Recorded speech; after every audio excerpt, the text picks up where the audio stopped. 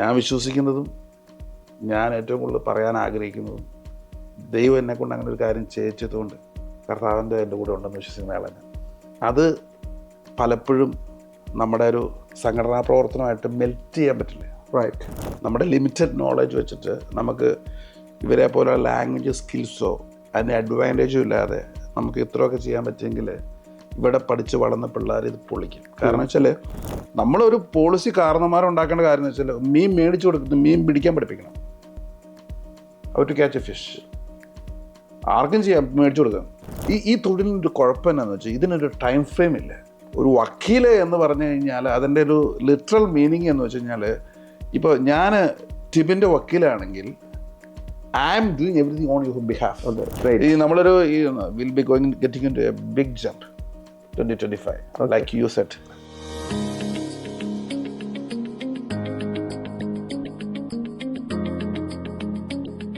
Law and Lawyers Solicitors, Central London, East London, Manchester, celebrating 18 years of excellence. Hi, hello, നമസ്കാരം.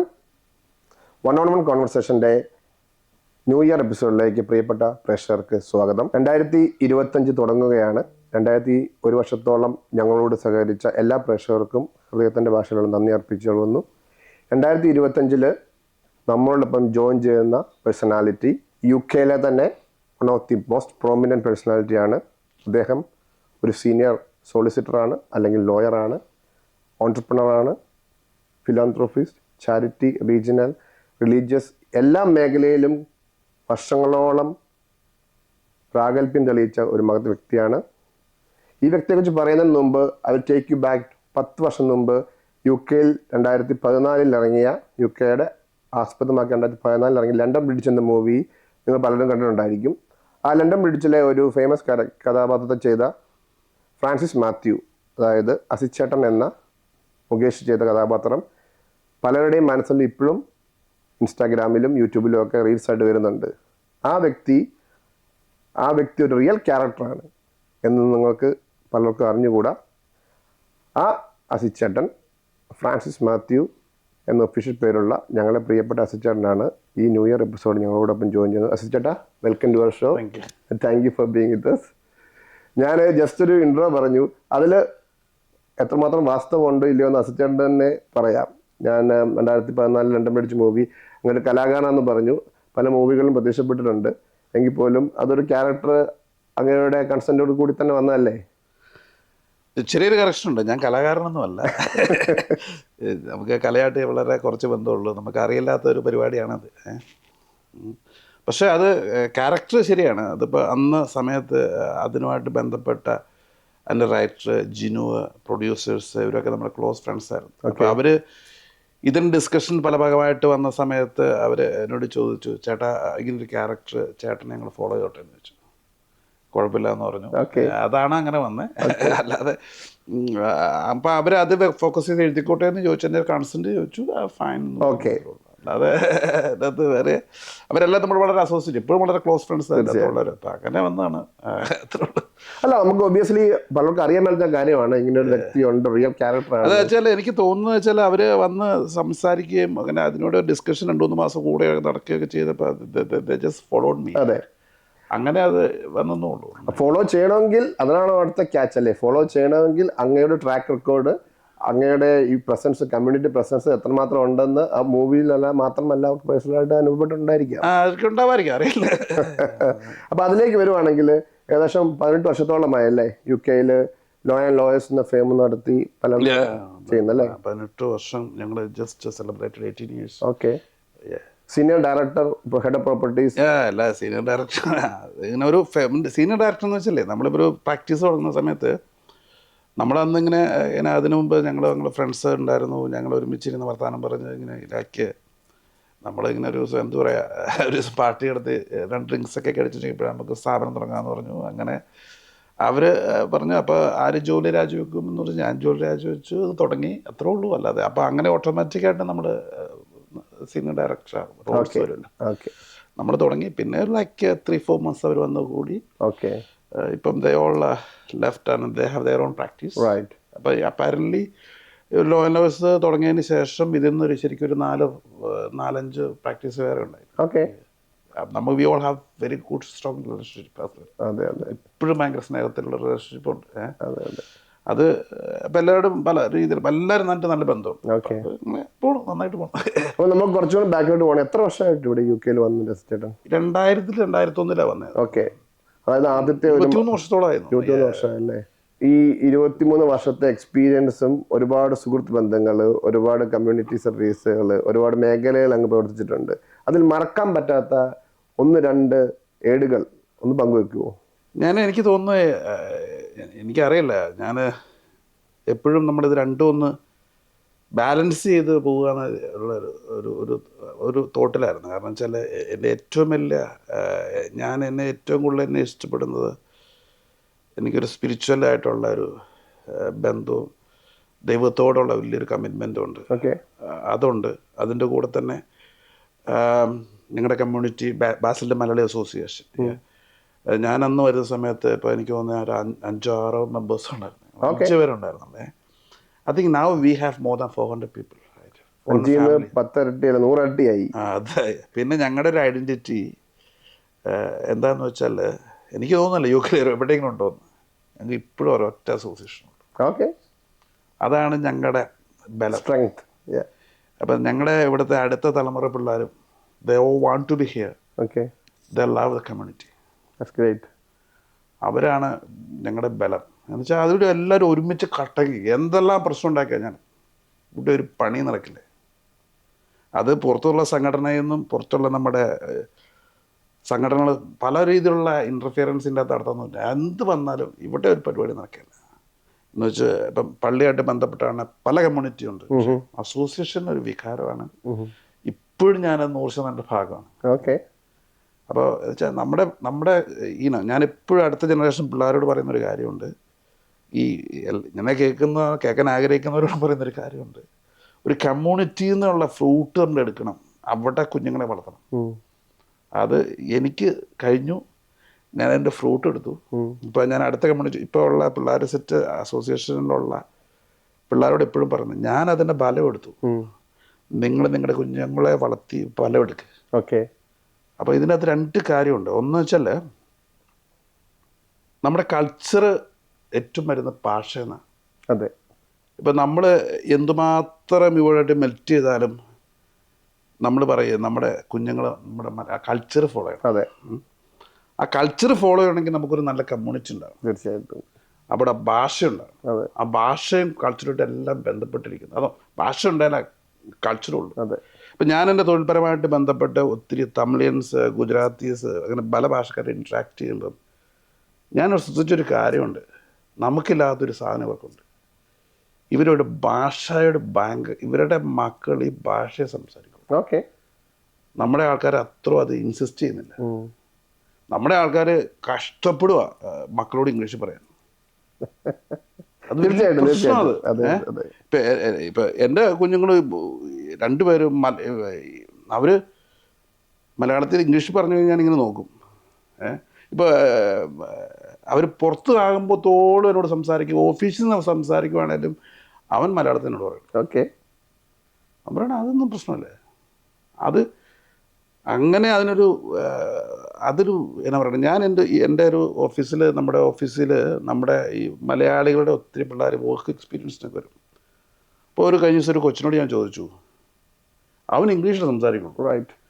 അപ്പോൾ ഞാനോട് ചോദിച്ചു, എന്താ നീ കാണിക്കണേ ആനങ്ങളെ? ഞാൻ നിൻ്റെ അപ്പൻ്റെ ഒരു എമോഷൻസ് പുള്ളി എങ്ങനെ ഷെയർ ചെയ്യണേ? നിനക്ക് എൻ്റെ ഭാഷ അറിയത്തില്ലെങ്കിൽ നിനക്ക് ആ ഗ്രാവിറ്റി മനസ്സിലാകാൻ പറ്റും. ഓക്കെ. അപ്പം നമുക്ക് ഏറ്റവും കൂടുതൽ എപ്പോഴും സക്സസ് എന്ന് പറയുന്നത് നമ്മുടെ കുഞ്ഞുങ്ങൾ നമ്മളോട് അപ്പോൾ ഓക്കെ ആണോ, അപ്പോൾ സുഖമാണോ എന്ന് ചോദിക്കുന്നതാണ്. അതിൽ നല്ല ഇംഗ്ലീഷ് ചോദിച്ചു കഴിഞ്ഞാൽ അത് എന്തുമാത്രം എൻ്റെ ഹാർട്ടിന് ഒരു എന്താ പറയുക ഒരു ഫീൽ ഉണ്ടാവുമെന്ന് എനിക്ക് തോന്നുന്നില്ല. എനിക്ക് തോന്നുന്നത് അത് നല്ല രീതിയിൽ ഞങ്ങൾക്ക് ഫീൽ ചെയ്തു, റിഫ്ലക്റ്റ് ചെയ്തു. അപ്പം നമുക്കതിന് മുന്നോട്ട് പോകണം. അസിച്ചേട്ടൻ ഈ കമ്മ്യൂണിറ്റിയിൽ ബാസിലിൽ നിന്ന് മാറി യുക്മ അല്ലേ, യൂണിയൻ ഓഫ് UK മലയാളി അസോസിയേഷനിലെത്തി ഈ ഒരു ഫീൽ അല്ലെങ്കിൽ ഈ ഒരു സ്ട്രെങ്ത് അവിടെയും പ്രകടിപ്പിച്ചു. 2013 തൊട്ട് 2018 കാലഘട്ടങ്ങളിൽ 2013 മുതൽ 15 വരെ ആയിരുന്നു ഞാൻ യുക്മയുടെ പ്രസിഡന്റ് ആയിരുന്നു. ഓക്കെ. ഞങ്ങൾ അസോസിയേഷന് മെമ്പർഷിപ്പ് എടുത്തതിന് ശേഷം പിന്നത്തെ ഒരു തെരഞ്ഞെടുപ്പ് വരുന്ന സമയത്ത് ഞാൻ ആദ്യം യുക്മയുടെ ഇവിടുത്തെ ഈസ്റ്റ് ആംഗ്ലിയ റീജിയൻ്റെ നാഷണൽ എക്സിക്യൂട്ടീവ് മെമ്പറായാണ് ചെയ്തത്. അത് കഴിഞ്ഞിട്ട് ഞാൻ വിജി കെ പി പ്രസിഡന്റ് ആയിരുന്ന സമയത്ത് ഞാൻ ട്രഷററായിരുന്നു. റൈറ്റ്. അത് കഴിഞ്ഞ് ആണ് ഞാൻ പ്രസിഡൻ്റായിട്ട് വരുന്നത്. രണ്ട് വർഷം 2 വർഷത്തോളം ഞാൻ പ്രസിഡൻ്റായിരുന്നു. ശരിയാണ്. അത് ഒത്തിരി എന്നെ ഹെൽപ്പ് ചെയ്തു. ഇൻ ദ സെൻസ് ലൈക്ക് ഞാനൊരു ആൾക്കാരുടെ ഇടയിൽ നിൽക്കുന്ന ആളാണ്. ഞാൻ വലിയ പ്രാസംഗികനൊന്നും അല്ലേ തന്നെ എനിക്ക് സുഹൃത്ത് ബന്ധങ്ങൾ ഭയങ്കര ഇഷ്ടമാണ്. അതുകൊണ്ട് തന്നെ എനിക്ക് ഭയങ്കര ഇഷ്ടമാണ്. അപ്പം ഞാൻ ഇവിടെ ആണേലും ഇപ്പോഴാണേലും ഇവിടെയുള്ള കുഞ്ഞുങ്ങൾ തൊട്ട് ഒരു 10 വയസ്സിലുള്ള പിള്ളേർ തൊട്ട് എല്ലാവരുമായിട്ട് നമ്മൾ നല്ലൊരു രസമായിട്ടുള്ള കമ്പനിയാണ്. അപ്പോൾ അവർക്ക് അതുകൊണ്ട് തന്നെ എനിക്ക് സംഘടന ഒത്തിരി ഹെൽപ്പ് ചെയ്തിട്ടുണ്ട്. അത് എൻ്റെ കുഞ്ഞുങ്ങൾക്ക് ഹെൽപ്പ് ചെയ്തിട്ടുണ്ട്, കമ്മ്യൂണിറ്റിക്ക് ഹെൽപ്പ് ചെയ്തിട്ടുണ്ട്. ഞങ്ങൾക്കറിയാം, ഞാൻ പ്രവർത്തിച്ചുകൊണ്ടിരുന്ന സമയത്ത് 3 പ്രാവശ്യം ഞങ്ങളായിരുന്നു, 1, 2, 3 പ്രാവശ്യം ഞങ്ങളാണ് ഏറ്റവും കൂടുതൽ നാഷണൽ കലാമേളയിൽ ഏറ്റവും കൂടുതൽ 1, 2 പ്രാവശ്യം ഞങ്ങളാണ് ബെസ്റ്റ് അസോസിയേഷൻ. റൈറ്റ്. സൗത്ത് എൻഡിൽ കലാമേളയിൽ ഞങ്ങളായിരുന്നു ടോപ്പ്. പിന്നെ സ്റ്റോക്കോണ്ടറിൽ നടത്തിയപ്പോഴും ഞങ്ങളായിരുന്നു ടോപ്പ്. അപ്പം അങ്ങനെ കമ്മ്യൂണിറ്റി നല്ല സപ്പോർട്ട് ചെയ്തു. എൻ്റെ മിടുക്കല്ലോ കേട്ടോ. നമ്മൾ കലാപരമായിട്ടൊന്നും ചെയ്യുന്നില്ലേ, കമ്മ്യൂണിറ്റി നമ്മുടെ കൂടെ. തീർച്ചയായിട്ടും ഒരു നേതൃത്വം ഉണ്ടെങ്കിൽ മാത്രമേ ഉള്ളൂ കമ്മ്യൂണിറ്റി അതിൻ്റെ പുറകെ ഇറങ്ങുകയുള്ളൂ. എല്ലാം കടിച്ച് ഇവിടെ നമ്മുടെ മെമ്പേഴ്സിനാണല്ലോ. അവർ നമ്മളോടെ സ്നേഹത്തോടെയും അവർ കരുതലോടെയും പെരുമാറുകയും അതിനുവേണ്ടി വർക്ക് ചെയ്യുകയും ചെയ്തിട്ടല്ലേ. ബാസുചേട്ടൻ ഇപ്പം പറയുണ്ടായി, ചെറുമേലച്ഛനെ സന്ദർശിച്ചു, അവിടുന്ന് ഇൻസ്പിറേഷൻ കിട്ടി, അങ്ങനെയാണ് അങ്ങ് കിഡ്നി ഡൊണേറ്റ് ചെയ്യാനുള്ള തീരുമാനത്തിലെത്തി എന്ന് പറയുന്നത്. അത് എത്രമാത്രം അങ്ങയുടെ ഒരു ഫാമിലി എന്നുള്ള സപ്പോർട്ടും അങ്ങയുടെ ഒരു പ്രൊഫഷണൽ ലൈഫിനെ അഫക്റ്റ് ചെയ്ത് എത്രമാത്രം അങ്ങ് അതിനെ എങ്ങനെയാണ് ഫേസ് ചെയ്തത്? ദാറ്റ്സ് എ ഡിഫിക്കൽട്ട് ഡിസിഷൻ അല്ലേ? അതൊരു വലിയ ജേർണിയാണ് ശരിക്കും പറഞ്ഞാൽ. നമ്മളൊരു എനിക്ക് തോന്നുന്ന ഒരു 2013 ഞാൻ ചെറുമലച്ചനെ കാണുന്നത്. സിബിച്ചേട്ടൻ പറഞ്ഞിട്ട് പോയി മാഞ്ചസ്റ്ററിൽ വെച്ച് കാണുന്നത്. അതിനുശേഷം അത് ഒരു ഡൊണേഷനിലേക്ക് എത്തിയത് 2015 മാർച്ച് 25. അപ്പം ഞാൻ യുഗ്മയുടെ പ്രസിഡൻ്റായിട്ട് ജനുവരി തിരഞ്ഞെടുക്കപ്പെടുന്നു. അപ്പോൾ 25 3 മാസം കൂടെ കഴിഞ്ഞിട്ട്. അപ്പോൾ 2 വർഷത്തേക്കുള്ള പ്രോസസ്സായിരുന്നു. അതൊരു വല്ലാത്തൊരു ജേർണിയാണ്. പക്ഷേ ഫാമിലി അവർക്ക് ആരും പ്രതീക്ഷിച്ചൊന്നുമില്ല. കാരണം ഞാൻ എന്താ പറയണേ, നമ്മളോരോ കാര്യത്തിന് പുറകെ അങ്ങ് പോകും. അപ്പോൾ ഇതൊന്നും നടക്കുമെന്ന് എൻ്റെ ഭാര്യ വിശ്വസിച്ചിട്ടുണ്ടെന്ന് എനിക്ക് തോന്നുന്നില്ല. മെഡിക്കൽ ഓരോ ദിവസം ഇങ്ങനെ ഓരോ ഇതിന് പോവല്ലേ. അതെ. അങ്ങനെ വന്ന് എവൻച്വലി ഹാപ്പൻഡ്. അത് ഏറ്റവും കൂടുതൽ നന്ദി പറയേണ്ടത് എൻ്റെ ഫാമിലിയോടാണ്. തീർച്ചയായും. അവർ ഒരിക്കലും എന്തിനാണ് ഇത് ചെയ്യുന്നതെന്ന് എന്നോട് ചോദിച്ചിട്ടില്ല. അത് ഞാൻ എപ്പോഴും ആലോചിക്കാറുണ്ട്. ഈ ദൈവത്തിൻ്റെ ഒരു വലിയൊരു തിരഞ്ഞെടുപ്പാണ് അത്.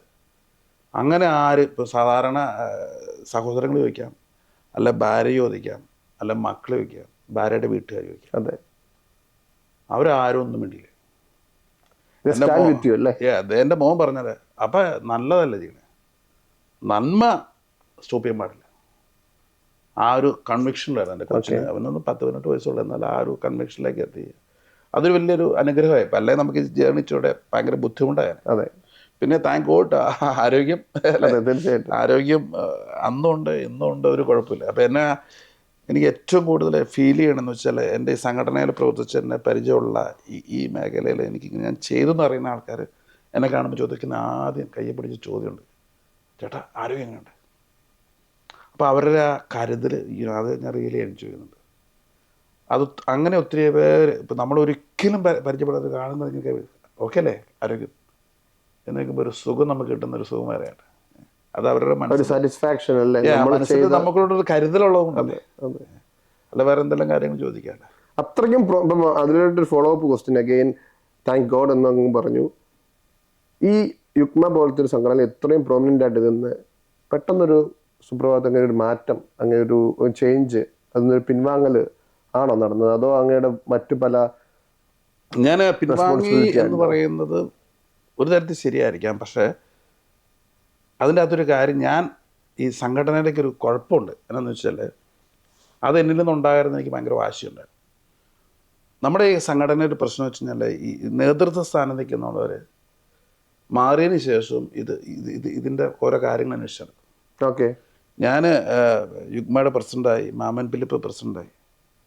അപ്പം ഞാൻ ആ കമ്മിറ്റിയുടെ ഭാഗം അടുത്ത 2 വർഷം എക്സ് ഒഫീഷ്യോ എന്ന നിലയിൽ. ഓക്കെ, അങ്ങനെയുള്ള ഒറ്റ പ്രാവശ്യം ഞാൻ പോയിട്ടുള്ളൂ. റൈറ്റ്. നമ്മളവിടെ ഇരിക്കുന്ന സമയത്ത് ഫസ്റ്റ് ടൈം ഞാൻ പറഞ്ഞു, നമ്മളവിടെ ഇരിക്കുന്ന സമയത്ത് they are getting hard to take decisions. Right. മനസ്സിലായില്ലേ? അപ്പം ഞാൻ ഓർത്തു ഞാൻ പോകേണ്ട ആവശ്യമില്ല, ദിസ് ഗോയിങ് ഫൈൻ. അതുകൊണ്ട് തന്നെ ഞാനങ്ങ് വാങ്ങിയത്. ഓക്കെ. പിന്നെ ഇവരെല്ലാവരും നമ്മുടെ സുഹൃത്തുക്കൾ. തീർച്ചയായിട്ടും. അപ്പം ഇപ്പം ഞാൻ സംഘടനയിൽ ഉണ്ടോയെന്ന് പോലും അറിയത്തില്ല, അത് അത്രയും മകമ ഞാൻ നിൽക്കണേ. ഈ പ്രാവശ്യം ഞാൻ ശരിക്കും കലാമേളയ്ക്കും അതുപോലെ പോകണമെന്ന് ആഗ്രഹിച്ചിരുന്നു. പക്ഷേ വേറെ ഒന്നും തിരക്കൊന്നും പോകാൻ പറ്റിയില്ല. ഇപ്പം നമ്മൾ ഓരോ ദിവസം രാവിലെ പ്രോഗ്രാം വരുന്ന ഇപ്പം എല്ലാ പ്രാവശ്യം എനിക്കിപ്പോൾ ബിജു ഇപ്പോഴത്തെ പ്രശ്നം എനിക്കെല്ലാം ഷെയർ ചെയ്യാറുണ്ട്. പക്ഷേ പലപ്പോഴും നമുക്ക് ആ സമയത്ത് വേറെ വലിയ കമ്മിറ്റ്മെൻ്റ് ഉണ്ടാവുമായിരിക്കും. ആ കമ്മിറ്റ്മെൻറ്റ് കാരണം നമ്മൾ പറ്റിയില്ല. ഈ പ്രാവശ്യം ഞങ്ങൾ റീജിയണൽ കലാമേളയ്ക്ക് പോകണമെന്ന് വിജയിച്ചിരുന്നു. But couldn't make it. Okay. National കലാമേള നവംബറിൽ അന്ന് എന്ത് വേറൊരു വലിയ പ്രോഗ്രാം ഉണ്ടായിരുന്നു. അത് ഇപ്പം നമ്മൾ ബാലൻസ് ചെയ്യില്ല. അപ്പോൾ അന്ന് ചിലപ്പോൾ ഒരു സ്പിരിച്വൽ ഡിസ്കഷൻ ഉണ്ടാവില്ല, സ്പിരിച്വൽ പരിപാടി ഉണ്ടാകുമ്പോൾ ഒരു ചാരിറ്റി ആക്റ്റീവ് ഉണ്ടാവും. അപ്പോൾ നമ്മൾ വി ബാലൻസ് ഓൾവേസ്. ഓക്കെ. അപ്പോൾ അതുകൊണ്ട് അന്ന് അതിന് പ്രയോറിറ്റി കൊടുത്തു. അല്ലെ കുഞ്ഞുങ്ങളുടെ എന്തെങ്കിലും കാര്യം ഉണ്ടാവും. പിന്നെ അതെന്ന് വെച്ചാൽ നമ്മൾ സംഘടനയായിട്ടൊരു 10 വർഷം നടന്ന സമയത്ത് എനിക്ക് ഒരിക്കലും പിള്ളേരുടെ കൂടെ അധികം സ്റ്റേ ചെയ്യാൻ പറ്റില്ല. ഓക്കെ. ഞാൻ ഓർക്കുന്നുണ്ട്, ഞാൻ പ്രസിഡൻ്റ് ആയിരുന്ന സമയത്ത് ചെയ്ത വട്ടൊക്കെ. ഞാൻ സ്കോട്ട്ലൻഡിൽ 10 മണിക്ക് ഓണത്തിന് പോയി. അത് കഴിഞ്ഞിട്ട് ഞാൻ 3 മണിക്ക് വാട്ട്ഫോർഡിൽ വന്നു. ഡ്രൈവ് ചെയ്ത് സ്കോട്ട്ലൻഡിന് ഫ്ലൈറ്റിന് പോയി. ഫ്ലൈറ്റ് എടുത്തു. അത് തിരിച്ച് വാട്ട്ഫോർഡിൽ മറ്റേ സ്റ്റാൻസിൽ ഇറങ്ങി വാട്ട്ഫോർഡ് അസോസിയേഷൻ്റെ പരിപാടിക്ക് പോയി. എന്നിട്ട് വൈകിട്ട് ഞാൻ ലെസ്റ്ററിൽ പോയി. അങ്ങനെ ഓടുമായിരുന്നു. അത് രസമായിരുന്നു. പിന്നെ നമ്മൾ ഒബ്വിയസ്ലി നമ്മളത് മാറുമ്പോൾ നമുക്കൊരു ഗ്യാപ്പൊക്കെ ഫീൽ ചെയ്യും. പക്ഷേ ഇപ്പോഴും എനിക്ക് ആ റിലേഷൻഷിപ്പ് ഉണ്ട് എല്ലാവരുമായിട്ട്. ഓക്കെ. എനിക്കും എൻ്റെ ഹൃദയത്തിൽ ഭയങ്കര സ്നേഹവും എല്ലാം ഇപ്പോഴും ഉണ്ട്. പിന്നെ അഭിപ്രായ വ്യത്യാസങ്ങളുണ്ടാവണല്ലോ. സ്നേഹം ഉള്ളോടത്ത് അഭിപ്രായ വ്യത്യാസം അഭിപ്രായ വ്യത്യാസങ്ങളുണ്ടാകും. നമ്മുടെ ഒരു പോളിസി. ഞാൻ പ്രസിഡൻ്റ് ആയിരുന്ന കാലഘട്ടത്തിൽ എനിക്ക് എന്തോരം പ്രഷർ ഉണ്ടായിരുന്നറിയോ. എനിക്ക് ഹോൾഡ് ചെയ്യാൻ പറ്റാത്ത പ്രഷർ ഉണ്ടായിരുന്നു. ഈ ഓരോരുത്തർ വളരെ സുഹൃത്തുക്കളായവരെ അവരെ പുറത്താക്കെന്ന് പറഞ്ഞു. I never did that. ഞാൻ പറഞ്ഞു ഈ സംഘടനയ്ക്ക് വേണ്ടി വെള്ളം കോരുവാൻ പുറത്താക്കാൻ പാടില്ല. അതിൻ്റെ ഒരു ക്ലിയർ സ്റ്റാൻഡാണ്. ഓക്കെ. എൻ്റെ ഐഡിയോളജിയാണ്. കാരണം അവർ രാത്രികളിൽ ഉറക്കളിച്ചിട്ട് ഈ സാധനം വളർത്തിക്കൊണ്ടുവന്ന് ഒരു ദിവസം ഒരു വഴക്കുണ്ടാക്കിയെന്ന് പറഞ്ഞാൽ പുറത്ത് കളയാൻ പാടുണ്ടോ? ഒരു പ്രത്യേക സ്റ്റാൻഡ് എടുത്തുകൊണ്ട് പുറത്ത് കളയാൻ പാടുണ്ടോ? അങ്ങനെയാകുമ്പോൾ നമുക്ക് എന്നും പുറത്ത് കളഞ്ഞുകൊണ്ട് ഒരിക്കാനേ പറ്റുള്ളൂ. അതെ. അപ്പം അതൊരു തെറ്റായ കീഴ്വഴക്കം. ശരിക്കും അതൊക്കെ സ്നേഹം ഉണ്ടാകണം. സ്നേഹം കൊണ്ടൊരു സാധനം ഈ കമ്മ്യൂണിറ്റിയെ ഒരുമിച്ച് നിർത്താൻ പറ്റും. തീർച്ചയായിട്ടും. നിങ്ങൾ നോക്കിയോ ഈ UK എന്തുമാത്രം അസോസിയേഷൻസ് ഉണ്ട്. അതെ. അവിടെ എല്ലാം 3-4 എണ്ണ. ഇവിടെ ഉണ്ടോ? അത് ഞങ്ങളുടെ ദേശത്തുണ്ടോ?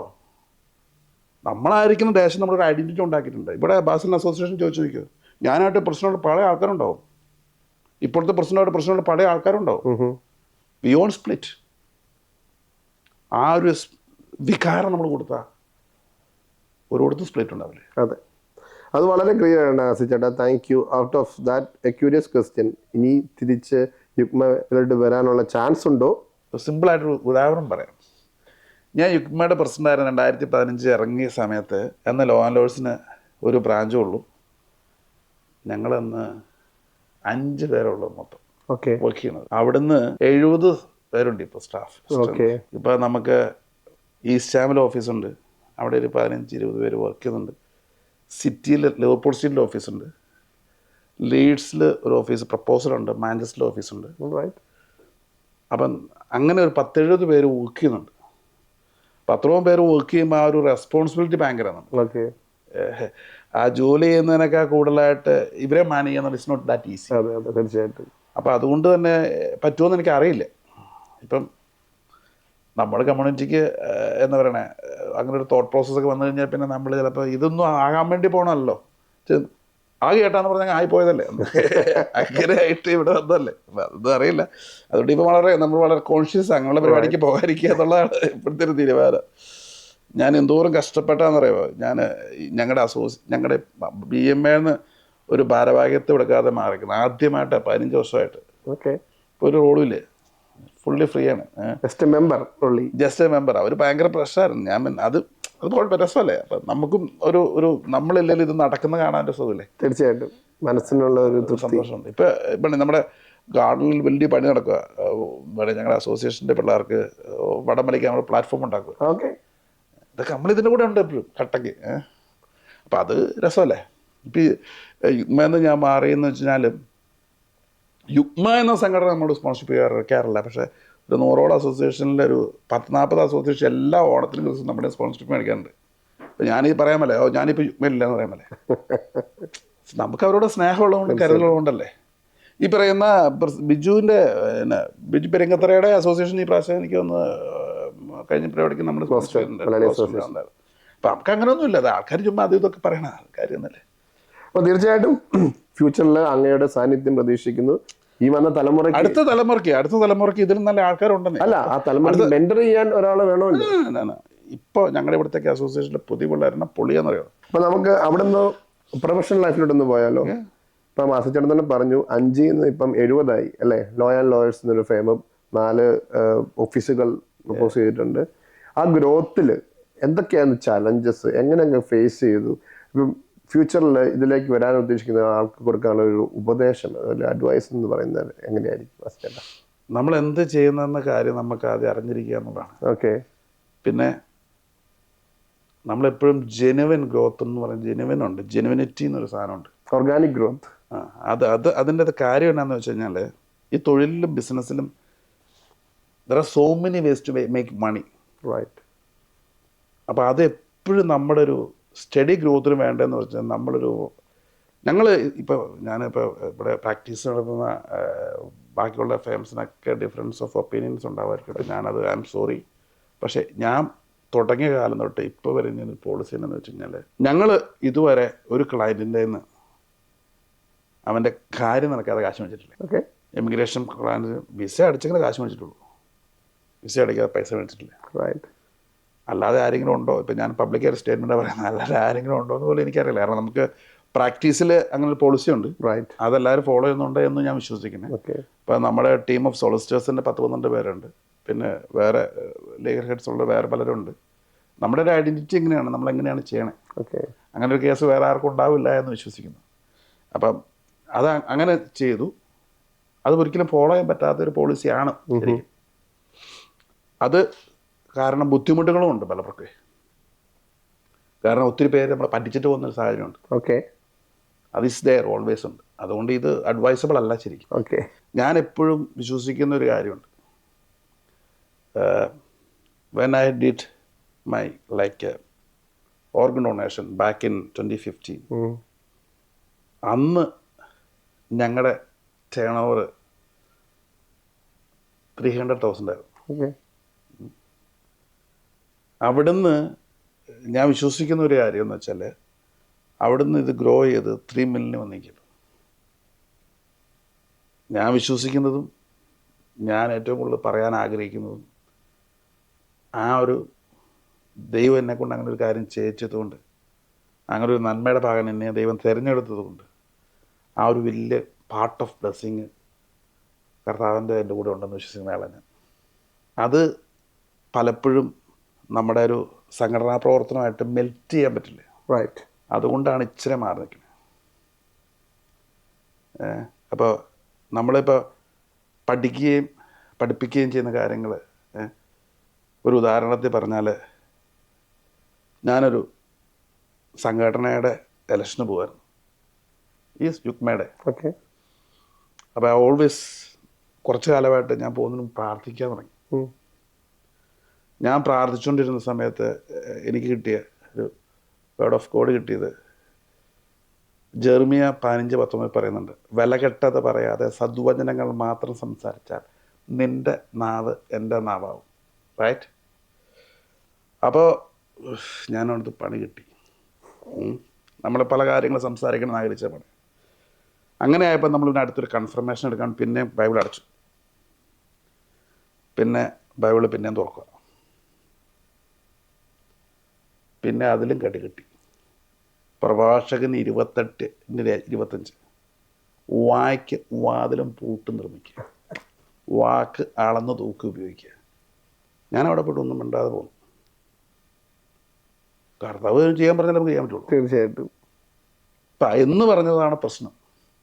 അപ്പം നമ്മൾ അങ്ങനെ നോക്കുന്ന സമയത്ത് പോകണമെന്ന് വിചാരിക്കും, പെട്ടെന്ന് പിന്നെ മാറ്റേണ്ടി വരും. ഇതെല്ലാം ഇങ്ങനെ ലൈഫ് ഇങ്ങനെ പ്രാക്ടീസ് ചെയ്യാൻ ശ്രമിച്ചുകൊണ്ടിരിക്കും. ഓക്കെ. അതിൻ്റെ അകത്ത് എനിക്കൊരു വലിയൊരു അനുഗ്രഹം എൻ്റെ കൂടെ ഉണ്ടെന്ന് ഞാൻ വിശ്വസിക്കുന്നു. എൻ്റെ കൂടെ ക്ലോസ് ആയിട്ടുള്ളവർക്ക് അത് they are feeling that okay. I do have that blessing. അപ്പോൾ അതിങ്ങനെ ജീവിക്കാൻ ആഗ്രഹിച്ചുകൊണ്ടിരിക്കുകയാണ്. Absolutely right.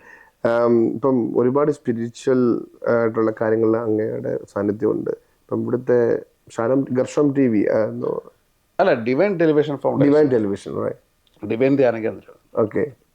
ഞാൻ അന്ന് തുടക്കകാലം തൊട്ട് ഇപ്പോൾ വരെ ഞാൻ ട്രസ്റ്റ് ചെയ്യപ്പോഴും ഓക്കെ. അത് നന്നായിട്ട് പോകണം ചെയ്യണം.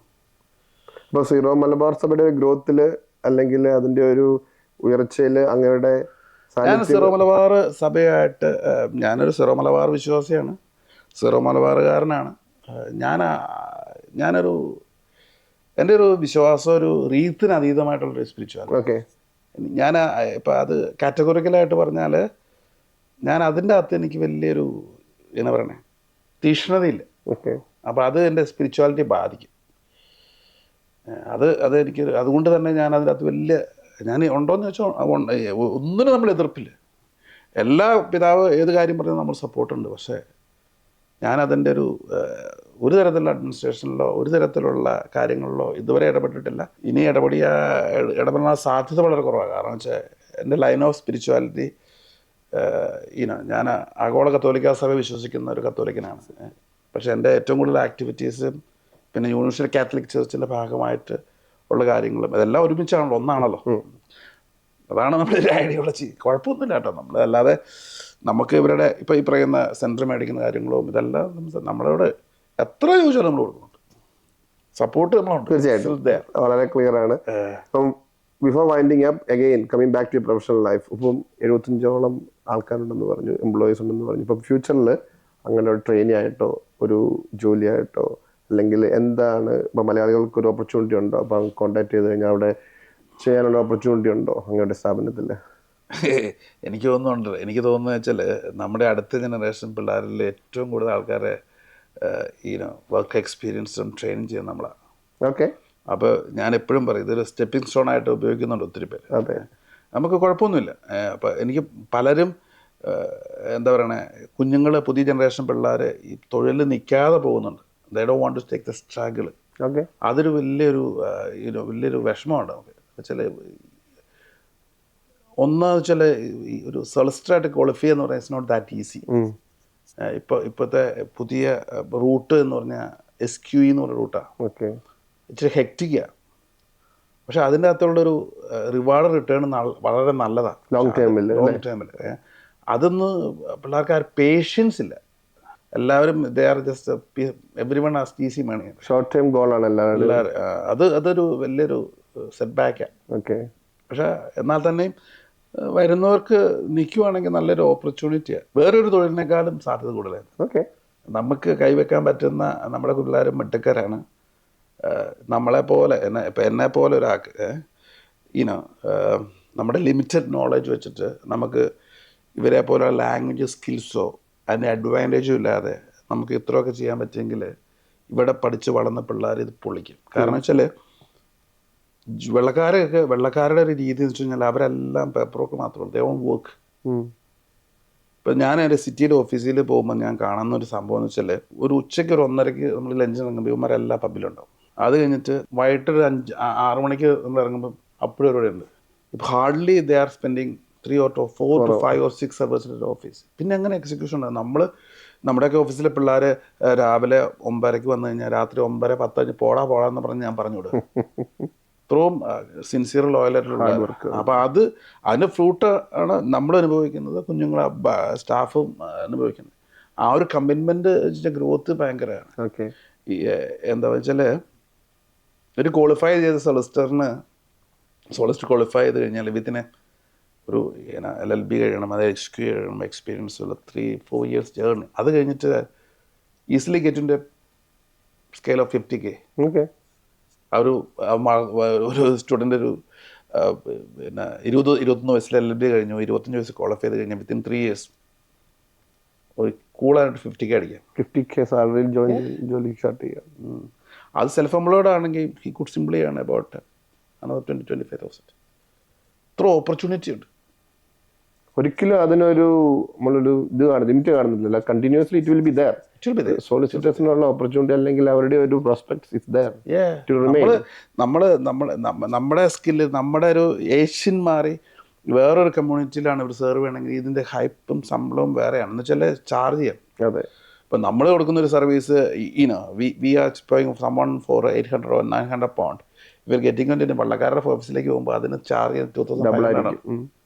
മനസ്സിലായില്ലേ? ഞങ്ങൾക്ക് സിറ്റിയിലൊരു പ്രാക്ടീസ് ഉണ്ട്. ആ സിറ്റിയിൽ പ്രാക്ടീസിൽ we could have easily charge like 2,000 pound. Okay, നമ്മുടെ ഓവർ ഹെഡ്സ് അത്ര.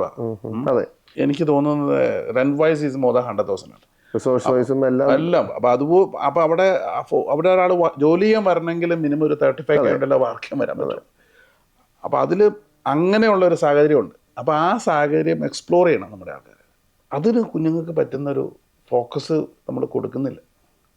കരിയർ ഓറിയൻറ്റഡ് ആയിട്ട് കൊടുത്തു ഭയങ്കര. ഇപ്പം എനിക്കൊരു we had a big problem professionally.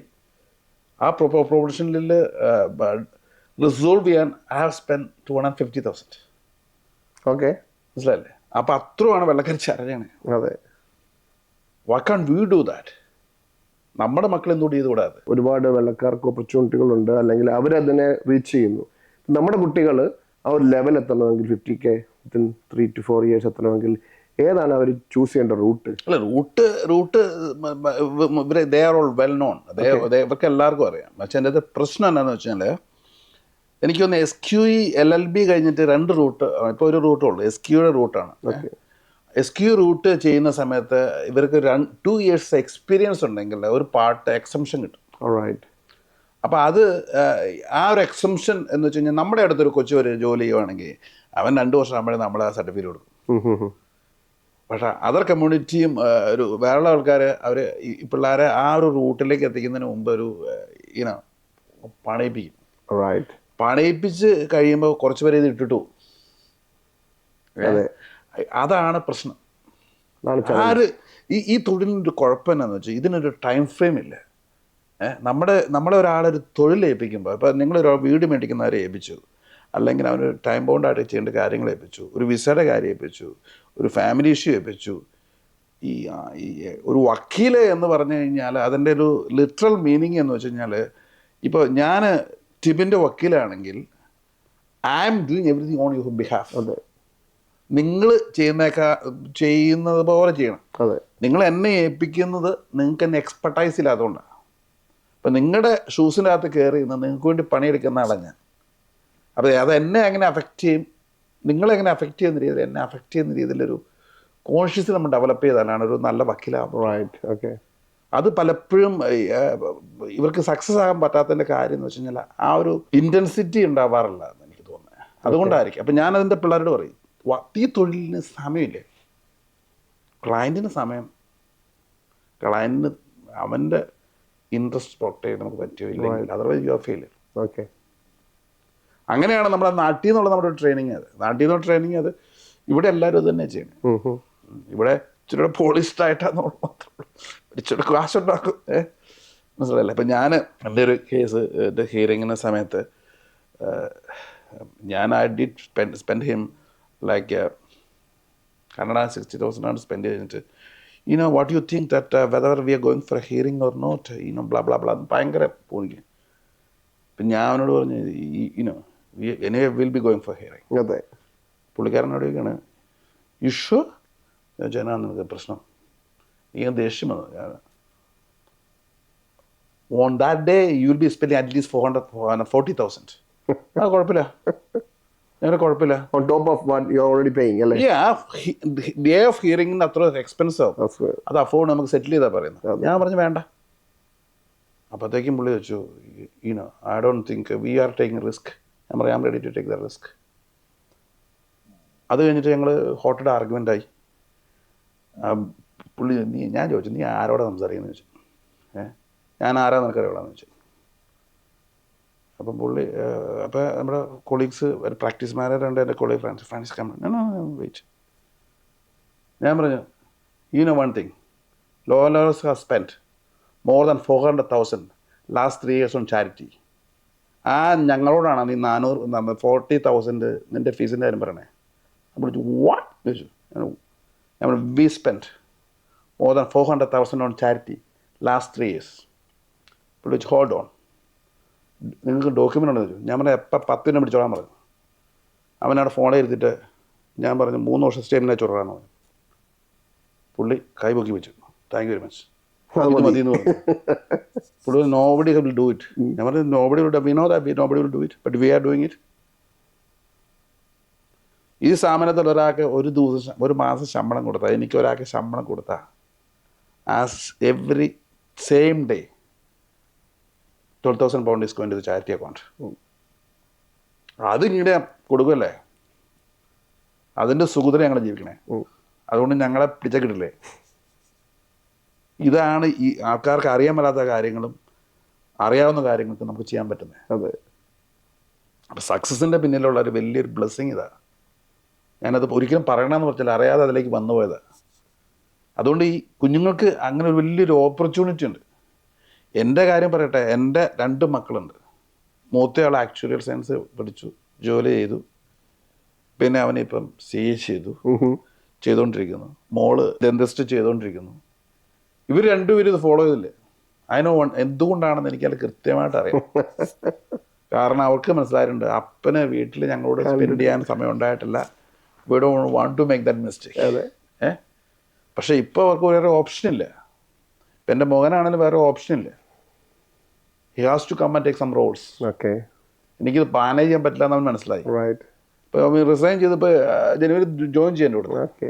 എന്തെങ്കിലും റോൾ എടുത്ത് എന്താ റോള്, ഞാൻ പറ്റി എന്താ റോള്, ഞാൻ ഫോട്ടോ കോപ്പി എടുത്തിട്ട് തുടങ്ങി, നീ ഫോട്ടോ കോപ്പി എടുത്ത് തുടങ്ങി. അത്രേ ഉള്ളൂ. അപ്പം അത് കഴിഞ്ഞിട്ട് ഗ്രാബ് ചെയ്തില്ലേ, ഇതിനകത്ത് പഠിക്കുകയല്ലേ ചെയ്യണേ. മനസ്സിലായില്ലേ? അങ്ങനെ വേണം, അല്ലേ പറ്റില്ല. നമ്മളൊരു പോളിസി കാരണന്മാരുണ്ടാക്കേണ്ട കാര്യം എന്ന് വെച്ചാൽ മീൻ മേടിച്ചു കൊടുക്കുന്നത് മീൻ പിടിക്കാൻ പഠിപ്പിക്കണം. How to catch a fish ആർക്കും ചെയ്യാം, മേടിച്ചു കൊടുക്കാം. ബാക്കിയെല്ലാം ഉണ്ടല്ലോ സൈഡിൽ. അങ്ങനെ നമ്മൾ കഷ്ടപ്പെട്ടു, ഇവർ കഷ്ടപ്പെടണം എന്നല്ല ഞാൻ പറയണേ. ഇറ്റ്സ് എ ലേണിംഗ് പ്രോസസ് അല്ല, കഷ്ടപ്പാടല്ലോ അത്. അതിൻ്റെ ഫ്രൂട്ട് വളരെ വലുതല്ലേ. അങ്ങനെ ഒരു ആറ്റിറ്റ്യൂഡിലേക്ക് ഈസി മണിയേക്കാൾക്കുള്ളിൽ ഇങ്ങനെ വന്നു കഴിഞ്ഞാൽ, ഞാൻ എപ്പോഴും ചിന്തിക്കുന്ന ഒരു കാര്യമുണ്ട്. ഇപ്പോൾ ഐ എം 55 ആയി. ഞാൻ ഓർക്കുന്ന എപ്പോഴും പറയുന്ന കാര്യം വെച്ചാൽ, എനിക്ക് മിനിമം മാക്സിമം ഒരു 15 years കൂടെ ഉള്ളൂ ഇനി. Right, I am a run the profession for 6 or 7 years. അത് കഴിയുമ്പോൾ നമുക്ക് ഇഷ്ടമുള്ള കുറേ കാര്യങ്ങൾ ലൈഫിൽ ചെയ്യാം. അത് നമ്മൾ പോകും. അപ്പോൾ അത് കഴിയുമ്പോൾ ഇവന് ഇത് ഞാൻ മോളിൽ കൊണ്ട് ഇരുത്തി കൊടുത്താൽ he can't run it. ആ ഗ്രാബ് അടിയിൽ നിന്ന് വന്ന് പഠിച്ചാൽ മാത്രമേ ഇത് റൺ ചെയ്യാൻ പറ്റുള്ളൂ. അത് ഏത് തൊഴിലാണെങ്കിലും അങ്ങനെയാണ്. അല്ല, അതിൻ്റെ ഒരു സുഖം അറിയണം അങ്ങനെയാണ്. ഇപ്പം ഞാൻ വിശ്വസിക്കുന്നത്, എൻ്റെ ഒരു സക്സസ് എന്ന് വിശ്വസിക്കുന്നത്, എനിക്ക് ഓരോ ചെറിയ കാര്യത്തിനും എന്തോരം സമയം എങ്ങനെയാണ് ചെയ്യേണ്ടതെന്ന് അറിയാവുന്നത് കൊണ്ട് അവിടെയുള്ള ഒരു ആരും എന്നെ പഠിപ്പിക്കാൻ പറ്റില്ല. ഞാൻ ഇപ്പോഴും കഴിഞ്ഞ ദിവസം ഒരു കൊച്ചു ലെറ്റർ പോസ്റ്റ് ചെയ്ത് ഞാൻ ഇങ്ങനെ മേടിച്ചു, ഇങ്ങനല്ല ഇങ്ങനെ ഫോർവേഡ് ചെയ്യാൻ പറഞ്ഞു കാണിച്ചു. I don't mind. അവർ ചുമ്മാ ചുട്ടിക്കുട്ടിയിട്ട് കൊടുക്കുക. അല്ല, അതിന് എല്ലാത്തിനും അതിൻ്റെ ചെറിയ കാര്യത്തിന് രീതിയുണ്ട്. അത് ഫോളോ ചെയ്യണം. എനിക്ക് കുറവുകളുണ്ട് കേട്ടോ, ഭയങ്കര നമ്മുടെ പെർഫെക്ഷൻ ഒന്നും അല്ലേ. നമ്മുടെ പിള്ളേർ വേണമെങ്കിൽ നമ്മളെ പിള്ളേർ പറഞ്ഞ പോലെ കറി വെച്ച് കൊടുത്താൽ ഒറ്റ വലിക്ക് കുടിക്കും. നമ്മൾ ദേഷ്യം നമുക്ക് പെട്ടെന്ന് വരും ചെറിയ കാര്യങ്ങൾക്ക്. പക്ഷെ ഇപ്പോൾ ഒത്തിരി മാറിയെന്നൊക്കെ അവർ പറയുന്നത് അറിയില്ല. ഇയേഴ്സ് ഓഫ് ഇതൊരു കാര്യമില്ലെന്ന് മനസ്സിലായി. അപ്പോൾ അസിൻ ചേട്ടാ, നമ്മൾ ഒരു കാര്യം നമ്മൾ വിട്ടുപോയി. അങ്ങയുടെ ഫേമിൻ്റെ ഡിഫറെൻറ്റ് സർവീസസ്, ഇമിഗ്രേഷൻ, ലോയേഴ്സ്, കൺവെയൻസിങ്. ഇപ്പം ഇതിൽ കൺവെയൻസിങ് ഒബിയസ്ലി എല്ലാവർക്കും അറിയാവുന്ന കാര്യമാണ്. ഇപ്പം വീട് മേടിക്കുന്ന ഭാഗമായിട്ട് അല്ലെങ്കിൽ പ്രോപ്പർട്ടി വാങ്ങുന്ന ഭാഗം. ഇമിഗ്രേഷനായിട്ട് ഒരുപാട് ചേഞ്ചസ് റീസെൻ്റ്ലി വരുന്നുണ്ടല്ലേ. ഇമിഗ്രേഷൻ സർവീസ് പ്രൊവൈഡ് ചെയ്യുമ്പോഴത്തേനും അങ്ങ് പോലത്തെ ഒരു ഫേമിൽ വരുന്നതുകൊണ്ട് ഈ കസ്റ്റമേഴ്സ് കിട്ടുന്ന ബെനിഫിറ്റ് എന്താണ്? ഇപ്പോൾ ഒരുപാട് ഓൺലൈൻ അഡ്വൈസേഴ്സ് ഉണ്ടല്ലേ, അതിൽ നിന്ന് വ്യത്യസ്തമായി തീർച്ചയായിട്ടും your firm will stand out. എന്താണ് അങ്ങനെ ഒരു അതിനകത്തൊരു കാര്യം എന്ന് വെച്ചാൽ, ഞാൻ ഇവർക്ക് ആർക്കും എതിരല്ല കേട്ടോ.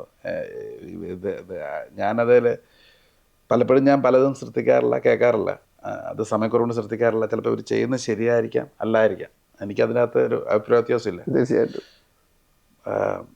ഞങ്ങൾ ഫേസ് ചെയ്യുന്നൊരു കാര്യം, ഞങ്ങളുടെ ശ്രദ്ധയിൽപ്പെടുന്ന ഒരു കാര്യം, എന്നെ ഉപയോഗിക്കാനോ ലോ ആൻഡ് ലോയേഴ്സിനെ ഉപയോഗിക്കാനോ എമിഗ്രേഷനുള്ള ഏത് പെർട്ടിക്കുലർ ഫേമിനെ ഉപയോഗിക്കാനോ അല്ല ഞങ്ങൾ പറയണേ. നിങ്ങൾ മനസ്സിലാക്കേണ്ട ഒരു കാര്യം എന്താണെന്ന് വെച്ച് കഴിഞ്ഞാൽ, ഈ രാജ്യത്ത് ഒരു ലീഗൽ സർവീസ് എടുക്കുമ്പോൾ you should make sure you are legally covered as well. Okay. Which means ഞങ്ങൾ ഒരു ഫേം എന്ന നിലയ്ക്കല്ലേ, ഇപ്പോൾ എല്ലാ സൊളിസിറ്റേഴ്സ് ഫേം ഒരു മിനിമം ഇൻഡെമനിറ്റി ഇൻഷുറൻസ് വേണം. ഓക്കെ. അത് 2 million ആണ്. Right. Which means each and every client of Law and Lawyers or any other firm, ഞങ്ങളുടെ 3 million ആണോ 5 million ആണെന്നുണ്ടാണ്, അപ്പം മിനിമം 2 million കവേർഡാണ്. ഇപ്പം ട്യൂബിൻ എൻ്റെ ഒരു ക്ലയൻ്റ് ആണെന്ന് വിചാരിച്ചു. ട്യൂബിന് ഒരു ലീഗൽ ഇഷ്യൂ ഒക്കെ ഉണ്ട്, ഞങ്ങളുടെ എന്തൊരു നെഗ്ലിജൻസോ റോങ് അഡ്വൈസ് കൊണ്ട് യു ഫേസ് സംതിങ്, നിങ്ങൾക്ക് ഞങ്ങളെ ക്ലെയിം ചെയ്യാം. റൈറ്റ്. അത് 2 million കവേർഡാണ്. ഓക്കെ. ഓക്കെ. ഓൺലൈനിലോ അങ്ങനെയുള്ള പ്ലാറ്റ്ഫോമിലോ പോയി ചെയ്യുമ്പോൾ you are not going to have that. Cover ഇല്ല. അതുപോലെ തന്നെ ഇപ്പോൾ ഞങ്ങളുടെ ഒരു എമിഗ്രേഷൻ ആപ്ലിക്കേഷൻ 400, 500, 600 pound ചാർജ് ചെയ്യും, ഓഫീസിൽ ചാർജ് ചെയ്യണം.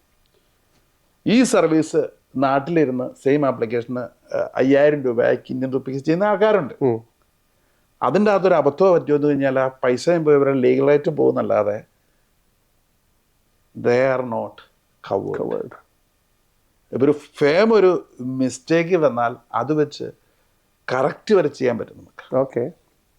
ആ റൈറ്റ്സ് മുഴുവൻ കൊണ്ട് കളയാം. റൈറ്റ്. ശരിയാണ്, പൈസ ഹാർഡ് ഏൺ മണിയാണ് ഞങ്ങൾ മേടിക്കുന്നത്, നിങ്ങളുടെ ചിലപ്പോൾ നിങ്ങൾക്ക് തന്നെ ചെയ്യുന്ന കാര്യങ്ങളായിരിക്കും ചെയ്യുന്നത്. പക്ഷേ ഈ ഒരു പ്രിവിലേജ്ഡ് ആണ് നിങ്ങൾ. അതിന് ഞങ്ങൾ കൊടുക്കുന്ന പൈസ ഞങ്ങൾക്ക് തിരിച്ചിട്ടുണ്ട്. ഓക്കെ. ഇപ്പോൾ എന്നെ സംബന്ധിച്ചിടത്തോളം ഞങ്ങളുടെ ഇൻറ്റമിനിറ്റിക്ക് വേണ്ടി ഒരു മാസം എനിക്ക് 20,000 വേണം. റൈറ്റ്. മനസ്സിലായോ? ഇവിടെ എക്സ്പെൻസ് ആണ് നമ്മളത്. 20,000 വേണം. ഞങ്ങളുടെ ഇൻഷുറൻസ് അത്ര ഹ്യൂജാ. കാരണം we are doing a great volume. അതെ. We are covering this much staff, this much branches. പിന്നെ ഞങ്ങളുടെ ഏരിയ ഓഫ് പ്രാക്ടീസ് കൺവിൻസിങ് ആയതുകൊണ്ട് അതിൻ്റെ ഒരു 6 to 8% ടേൺ ഓവറാണ് ഞങ്ങൾ ഇൻറ്റമിനിറ്റിയുടെ. റൈറ്റ്. ഓക്കെ. അപ്പം അത് ശരിയാണ്, നമുക്ക് ഓപ്ഷൻ ഇല്ല. അപ്പം അതുകൊണ്ട് തന്നെ അവർക്ക് ചാർജ് ചെയ്യേണ്ട ഒരു സോളിസിറ്റേഴ്സ്. ഓക്കെ. അപ്പം അവർക്ക് അതിൻ്റെ ബെനിഫിറ്റ് ക്ലയൻസിനുണ്ടല്ലോ. തീർച്ചയായിട്ടും. അതുകൊണ്ട് ആൾക്കാർ ശ്രദ്ധിക്കുകയാണെങ്കിൽ നല്ലതായിരിക്കും. നമ്മളെതിരല്ല. അപ്പോൾ ഓൺലൈൻ ചെയ്യുന്നവർക്കും അവരുടെ ബ്രെഡ് ആൻഡ് ബട്ടറാണ്, നമ്മളതൊന്നും നിഷേധിക്കുന്നില്ല. പക്ഷേ ഈ ഒരു പ്രിവിലേജ് മോർഗേജിലൊക്കെ എന്തോറും പേരെ കയറുന്ന അഡ്വൈസ് ചെയ്യുന്നറിയാം. അതെ.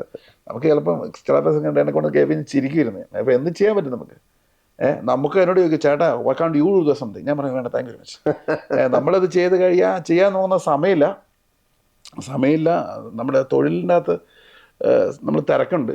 അപ്പോൾ അതുകൊണ്ട് നമുക്ക് ചെയ്യാൻ പറ്റുന്നില്ല. അല്ലെങ്കിൽ വി കുഡ് കൺസിഡർ ദാറ്റ്. അതൊന്നും ഒരിക്കലും പ്രാക്ടിക്കലി നമുക്ക് ചെയ്യാൻ പറ്റില്ല. ഒരു ഫേമിനും ചെയ്യാൻ പറ്റില്ല. ഓക്കെ. ഓരോ ചേഞ്ചസ് ഓരോ ദിവസം ഓരോ ക്രൈറ്റീരിയ മാറിക്കൊണ്ടിരിക്കില്ല. അതെ, എക്സാക്ട്ലി. അപ്പോൾ അത് ക്ലിയർ ആണ്. ഇപ്പോൾ ഈ UK തന്നെ കഴിഞ്ഞ 2 വർഷത്തിനുള്ളിൽ പല നിയമങ്ങളും മാറി, പല ഇമിഗ്രേഷൻ ചേഞ്ചസും വന്നു. അത് എപ്പോഴും ട്രാക്ക് ചെയ്തുകൊണ്ടിരിക്കുന്ന ഒരു ഫേമാണ്, അവിടുത്തെ എംപ്ലോയീസ് ആണ്. അതുകൊണ്ട് നിങ്ങൾക്ക് കിട്ടുന്ന കവറേജ് എന്താണെന്ന് ക്ലിയർ ആയിട്ട് തന്നെ ഫസ്റ്റ്. അല്ല, എൻ്റെ ഫേം മാത്രം, എല്ലാ ഫേംസും നമ്മളെ അങ്ങനെയല്ല. എല്ലാ ഫേംസും അവരുടെ ഫേംസ് ദേ കാൺട്ട് റൺ. ഒരു ദിവസം പോലും ഒരു കവറില്ലാതെ റൺ ചെയ്യാൻ പറ്റില്ല. അതെ, നമുക്ക് അങ്ങനെയാണ് നിയമത്തിന്റെ ഒരു പരിപാലനം. ഇതൊക്കെ നാട്ടിലുണ്ട്, നാട്ടിലും ഇതൊക്കെ ഉണ്ട്, ബാർ കൗൺസിലൊക്കെ ഉണ്ട്. പക്ഷെ അത്രയും സ്ട്രോങ് അല്ല. ഇപ്പം ഞങ്ങൾക്കാണേലും we had a big issue. ആ ബിഗ് ഇഷ്യൂ റിസോൾവ് ചെയ്ത് ഞങ്ങൾ ജസ്റ്റ് പുറത്തു വന്നു. ഈ നമ്മളൊരു will be getting into a big jump 2025 like you said. അതാണല്ലോ ലാസ്റ്റ് ക്വസ്റ്റ്യൻ. 2025 ബിഗ് ജംപ് ഉണ്ടാവുമെന്ന് പറഞ്ഞു. എന്തൊക്കെയാണ് മറ്റും അങ്ങയുടെ റെസൊല്യൂഷൻസ്? അങ്ങയുടെ ഫാമിലി പരമാണെങ്കിലും പ്രൊഫഷണൽ പരമാണെങ്കിലും ഉള്ള റെസൊല്യൂഷൻ എന്തെങ്കിലും ഉണ്ടോ നിങ്ങളോട് പങ്കുവെക്കാൻ? ഏറ്റവും വലിയ ഭാഗ്യം, ദൈവാനുഗ്രഹം എന്ന് വെച്ച് കഴിഞ്ഞാൽ എനിക്കൊരു വലിയ അനുഗ്രഹപ്പെട്ട കുടുംബമുണ്ട്. ഭാര്യയാണേലും മക്കളാണേലും. ഞാൻ getting into the next step in my life. So by next year, like May, I will be a grandfather. Oh, great news. അപ്പം അങ്ങനെയല്ല, അതും വലിയൊരു അച്ചീവ്മെൻ്റ് അല്ല. ദൈവത്തിൻ്റെ വലിയൊരു കരുണയും കൃപയും അനുഗ്രഹമാണ്. അതാണ് എൻ്റെ ഏറ്റവും എക്സൈറ്റ്മെൻ്റ് ആയിട്ടുള്ള 2025 എക്സൈറ്റ്മെൻ്റ് ആണ്. പിന്നെ practice wise my son is going to join law and lawyers and he will come and take some roles there. പിന്നെ നമ്മൾ വിടണോ ബട്ട് എൻ്റെ ഒരു ഫ്യൂച്ചറായിട്ടുള്ളൊരു തോട്ട് എന്ന് വെച്ച് കഴിഞ്ഞാൽ വലിയൊരു സ്വപ്നമുണ്ട്. അതിലേക്ക് 2030 എത്തും. ഓക്കെ, അതിപ്പോൾ റിവീൽ ചെയ്യുന്നില്ല. Will be the best by another 6 years. Aim to be the best, അല്ലേ? Yeah, at the moment we are almost I don't think നമ്മുടെ അത്രയും ബിസിനസ് ചെയ്യുന്ന വേറെ ഏഷ്യൻ ഫേം ഉണ്ടെന്ന് എനിക്കറിയില്ല. ഓക്കെ, അത് ഒരു കണക്കിന് അബദ്ധമാണ്. എൻ്റെ സുഹൃത്തുക്കൾ ചോദിക്കാറുണ്ട്, നീ എന്നാ ബട്ടാടാ നടക്കുന്നത് ചോദിക്കാറുണ്ട്. എന്ന് വെച്ചാൽ അവർക്കറിയാം ഹാർഡ് ടു മാനേജ്. അപ്പോൾ എൻ്റെ മുമ്പിൽ 2-3 ഓപ്ഷനേ ഉള്ളൂ. ഒന്നെങ്കിൽ കൺസോളിഡേറ്റ് ചെയ്ത് ആരുമായിട്ട് ബേർജ് ചെയ്ത് പോകാം, we could get a huge money. അതെ, അതൊന്നുണ്ട്. അപ്പോൾ എൻ്റെ മക്കൾ സമ്മതിക്കല്ല. അത് കാര്യം വേറെ ഒന്നും ഉണ്ടല്ല. എൻ്റെ മോളൊരു ദിവസം എന്നോട് പറഞ്ഞു, ഞാനിതപ്പം ഇത് വിറ്റ് തീർക്കട്ടെ എന്നൊരു ദിവസം ചോദിച്ചപ്പോൾ എൻ്റെ കൊച്ചു പറഞ്ഞു, അപ്പോൾ we all know that you are running law and laws to make money. അപ്പോൾ ഇത് ചെയ്തില്ലെങ്കിൽ വേറെ വിറ്റ് കഴിഞ്ഞാൽ അപ്പോൾ ചെയ്യുന്ന ഗുഡ് തിങ്സ് അവർ ഫോളോ ചെയ്യൂ. ഗുഡ് പ്രാക്ടീസസ് അല്ലേ? Good practices in the sense, ഇപ്പോൾ ഒരു ഉദാഹരണം ഞാൻ പറയാം. ഞാൻ സെല്ല് ചെയ്തു, ഐ കുഡ് ഗെറ്റ് ലൈക്ക് എത്ര കിട്ടിയാലും അതിൻ്റെ ഒരു I could spend about 10 or 15% on charity, like 500,000. അതാണ് ഒരു ഓപ്ഷൻ.